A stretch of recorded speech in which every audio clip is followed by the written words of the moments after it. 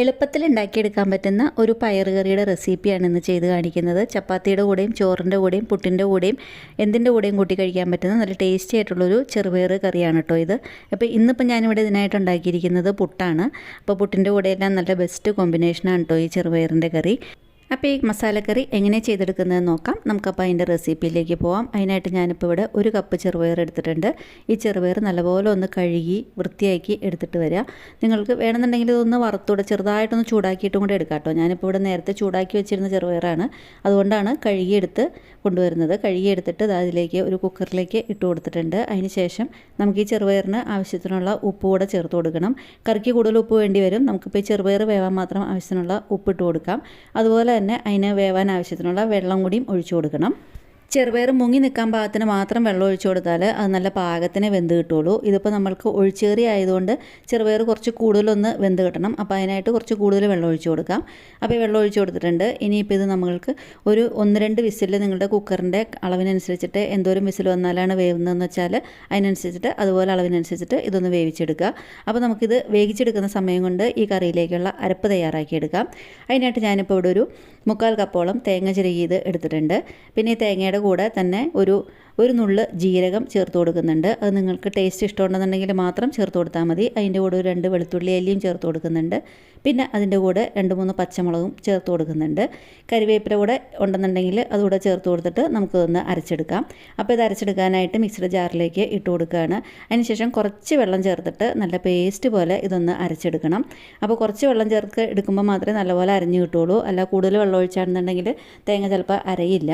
അപ്പോൾ ഈ അരപ്പ് അവിടെ നീക്കി വെച്ചതിന് ശേഷം ഞാനിപ്പോൾ ഒരു കടായി വെച്ച് കൊടുത്തിട്ടുണ്ട്. കടായിലേക്ക് ഒരു 1/2 സ്പൂൺ കുക്കിംഗ് ഓയിൽ ഒഴിച്ചു കൊടുക്കുന്നുണ്ട്.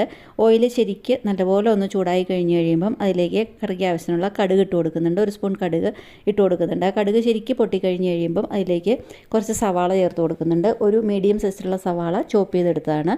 അപ്പോൾ അത് ചേർത്ത് കൊടുക്കുന്നുണ്ട്. ഈ സവാള ശരിക്കൊന്ന് ചെറുതായിട്ടൊന്ന് മൂത്ത് തുടങ്ങുന്ന സമയത്ത് നമുക്കതിലേക്ക് കുറച്ച് കറിവേപ്പില ചേർത്ത് കൊടുക്കാം. അതുപോലെ തന്നെ 2 ഉണക്കമുളകും കൂടെയും ചേർത്ത് കൊടുത്തിട്ട് ഇതെല്ലാം ശരിക്കൊന്ന് മൂപ്പിച്ചെടുക്കണം. അപ്പോൾ ഈ സവാളയും കറിവേപ്പിലയും ഉണക്കമുളക് ഇട്ട് കൊടുക്കുന്ന ഉണക്കമുളകും കൂടെയും ഇട്ട് കൊടുത്തിട്ട് ഇതൊന്ന് ശരിക്കൊന്ന് മൂപ്പിച്ചെടുക്കുക. ഉള്ളി ശരിക്കൊന്ന് മൂത്ത് വരുന്ന സമയത്ത് വേണം നമുക്കിതിലേക്ക് ബാക്കിയുള്ള കാര്യങ്ങൾ ചേർത്ത് കൊടുക്കാനായിട്ട്.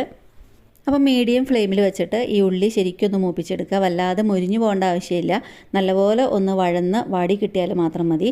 അപ്പോൾ ചെറിയ ചൂടിൽ വെച്ചിട്ട് ഇതുപോലെ ഇതൊന്ന് വാട്ടിയെടുക്കുക. ഉള്ളി ശരിക്കൊന്ന് മൂത്ത് തുടങ്ങുന്ന സമയത്ത് ഇതിലേക്ക് നമുക്ക് കുറച്ച് പൊടികൾ ചേർത്ത് കൊടുക്കാനുണ്ട്. പൊടികൾ നിങ്ങൾക്ക് മസാല ടേസ്റ്റ് കൂടുതൽ ഇഷ്ടമുണ്ടെന്നുണ്ടെങ്കിൽ നമുക്ക് പൊടികൾ കൂടുതൽ ചേർത്ത് കൊടുക്കാം. അല്ലാന്നുണ്ടെങ്കിൽ കുറച്ച് ചേർത്ത് കൊടുത്താൽ മതി. അപ്പോൾ ഞാനിപ്പോൾ ഇവിടെ ഒരു മീഡിയം അളവിൽ ടേസ്റ്റ് വരാൻ പാകത്തിന് മാത്രമേ പൊടികൾ ചേർത്ത് കൊടുക്കുന്നുള്ളൂ. ഒരു 3/4 സ്പൂൺ മല്ലിപ്പൊടി ചേർത്ത് കൊടുത്തിട്ടുണ്ട്. അപ്പോൾ അത് നിങ്ങൾക്ക് ടേസ്റ്റ് കൂടുതൽ മസാല ടേസ്റ്റ് കൂടുതലാണെന്നുണ്ടെങ്കിൽ അത് 1 സ്പൂൺ അല്ലെങ്കിൽ 1.5 സ്പൂൺ വരെ ആക്കാം. അതുപോലെ തന്നെ ഒരു 1/2 സ്പൂൺ മുളക് പൊടി ചേർത്ത് കൊടുക്കുന്നുണ്ട്. മുളക് പൊടിയുടെ അളവ് ഇത്രയും മാത്രം മതി. നമ്മൾ എന്താണെന്ന് വെച്ചാൽ തേങ്ങയിൽ പച്ചമുളക് അരച്ചിട്ടുണ്ട്, അതുകൊണ്ട് മുളക് പൊടി ഇത്രയും മാത്രം ചേർത്ത് കൊടുത്താൽ മതി. അപ്പോൾ ഈ പൊടികൾ ശരിക്കും പച്ചമണം പോകുന്നവരേക്ക് ശരിക്കും ഒന്ന് മൂപ്പിച്ച് കൊടുക്കുക. പൊടികളുടെ പച്ചമണം പോയി കഴിഞ്ഞ് കഴിയുമ്പം ഇതിലേക്ക് നമ്മൾ നേരത്തെ കുക്കറിൽ വേവിച്ച് വെച്ചിരുന്ന ചെറുപയർ അതിലേക്ക് ഇട്ട് കൊടുക്കുക. കുക്കറിൽ വേവിച്ച് വെച്ചിരിക്കുന്ന ചെറുപയറും കൂടെ ഇട്ട് കൊടുത്തു കഴിഞ്ഞ് കഴിയുമ്പം കുറച്ച് വെള്ളം ചേർത്ത് കൊടുക്കുക. അപ്പോൾ പയർ ഒന്നും കൂടെ ഒന്ന് വെന്ത് ഉടഞ്ഞ് യോജിപ്പായി കിട്ടാനായിട്ട് ഈ മസാലയായിട്ടും എല്ലാം യോജിപ്പായി കിട്ടാനായിട്ട് ഒരു 3/4 കപ്പ് വെള്ളം കൂടെയും ഒഴിച്ചു കൊടുക്കുന്നുണ്ട്. ചെറുപയർ അല്ലാന്നുണ്ടെങ്കിൽ ആ പയർ ഇങ്ങനെ മുങ്ങി നിൽക്കാൻ പാകത്തിനുള്ള വെള്ളം ഒഴിച്ചു കൊടുത്തിട്ട് ശരിക്കും ഒന്ന് മിക്സ് ചെയ്തിട്ട് ഇത് കുറച്ച് സമയം നമുക്കിതൊന്ന് അടച്ച് വെച്ചിട്ട് ചെറിയ ചൂടിലിട്ടിട്ട് വേവിച്ചെടുക്കുക. അപ്പോൾ കുക്കറിൽ വെന്ത ചെറുപയറായതുകൊണ്ട് അത് പെട്ടെന്ന് തന്നെ വെന്ത് കിട്ടും. ഒന്നും കൂടെ ഒന്ന് വെന്ത് ഉടഞ്ഞ് നല്ല യോജിപ്പായി കിട്ടും. അപ്പോൾ അതിനായിട്ടൊന്ന് അടച്ച് വെച്ചിട്ടുണ്ട്. പയർ ശരിക്കും ഇതുപോലെ ഇങ്ങനെ ഉടഞ്ഞ് നല്ല യോജിപ്പായി കിട്ടുന്ന സമയത്ത് നമ്മൾ നേരത്തെ മിക്സിയിൽ തേങ്ങയുടെ അരപ്പ് അരച്ച് വെച്ചിരുന്നു.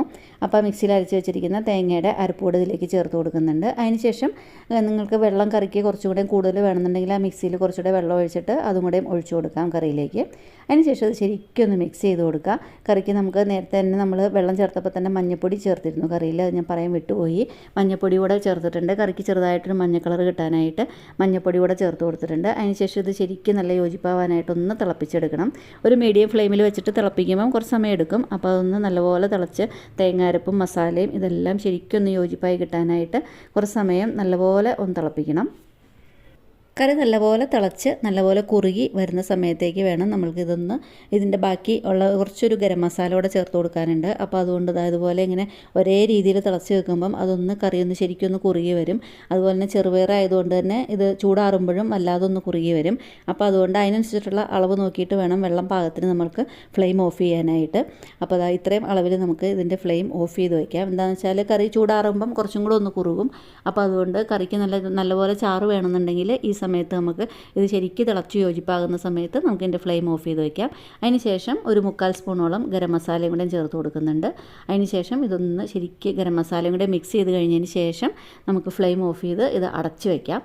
ശരിക്കും കറി ഇപ്പോൾ ഫ്ലെയിം ഓഫ് ചെയ്ത് കഴിഞ്ഞിട്ടും ചെറുതായിട്ട് തിളയ്ക്കുന്നുണ്ട്. നിങ്ങൾക്ക് ഫ്ലെയിം ഓഫ് ചെയ്ത് കഴിഞ്ഞതിന് ശേഷവും ഗരം മസാല ചേർത്ത് കൊടുക്കാം കേട്ടോ. അപ്പോൾ ഇതെല്ലാം കറിയുടെ റെഡിയായി കിട്ടിയിട്ടുണ്ട്. അപ്പോൾ ഇത്രയേ ഉള്ളൂ ഈ കറിയുടെ റെസിപ്പി. നല്ല എളുപ്പമാണ്.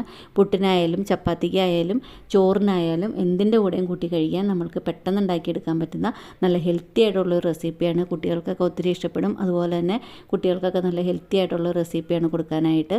എന്തിൻ്റെ കൂടെയും കുട്ടികൾക്ക് കഴിക്കുകയും ചെയ്യാം. അപ്പോൾ നല്ല ഈസി ആയിട്ടും ടേസ്റ്റി ആയിട്ടും ഉണ്ടാക്കിയെടുക്കാൻ പറ്റുന്ന റെസിപ്പി എല്ലാവരും ഒന്ന് ട്രൈ ചെയ്ത് നോക്കുക. അതുപോലെ തന്നെ ട്രൈ ചെയ്ത് നോക്കിയിട്ട് അഭിപ്രായങ്ങൾ അറിയിക്കുക. ഇഷ്ടപ്പെട്ടു എന്നുണ്ടെങ്കിൽ ഫ്രണ്ട്സിനും റിലേറ്റീവ്സിനും ഒക്കെ ഇതൊന്ന് ഷെയർ ചെയ്ത് കൊടുക്കുക.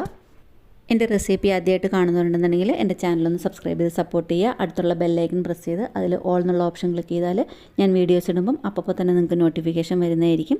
അപ്പോൾ എന്നും പറയുന്ന പോലെ ഈസി ആയിട്ടും ടേസ്റ്റി ആയിട്ടും വെറൈറ്റി ആയിട്ടുള്ള ഏതെങ്കിലും ബ്രേക്ക്ഫാസ്റ്റ് റെസിപ്പി അല്ലെങ്കിൽ ഏതെങ്കിലും കറികളുടെ റെസിപ്പി ആയിട്ട് ഉടനെ കാണുന്നവരേക്കും.